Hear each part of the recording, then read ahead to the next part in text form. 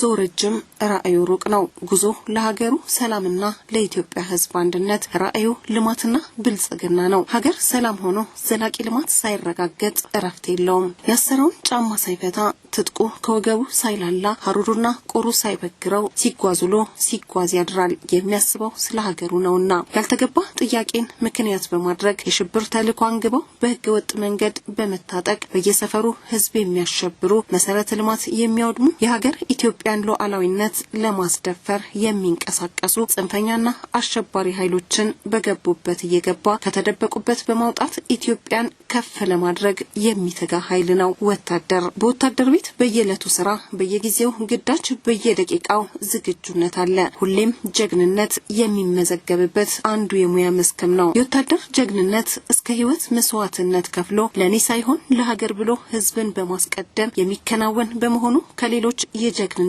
አውዶች ለየት ያደርገዋል። ወታደር ከህዝብ የወጣ የህዝብ ልጅ ለህዝብ አንድነትና ዘላቂ ሰላምና ልማት መረጋገጥ ሊተቀን የሚተጋ ኃይል ነው። በአንድ እጁ የጦር መሳሪያ በመያዝ የሀገሩን ሉዓላዊነት አጽንቶ ለትውልድ ለማሸጋገር የኢትዮጵያን ዳር ድንበር በጀግንነት ያስከብራል። በሌላኛው እጁ የልማት መሳሪያ በመያዝ በየግዳጅ ቀጠናው የአርሶ አደሩን ሰብል ያርማል፣ ያጭዳል። ወቅቱን ባልጠበቀ ዝናብ ሰብል እንዳይበላሽም ይሰበስባል። ወታደር ስራው ለሀገር ጥቅም ነው። ተልዕኮ ለህዝብ አንድነት፣ መስዋዕትነቱም ለሀገር ክብር መሆኑን ከራስ በፊት ለህዝብና ለሀገር የሚለው እሴቱ በቂ ማሳያ ነው።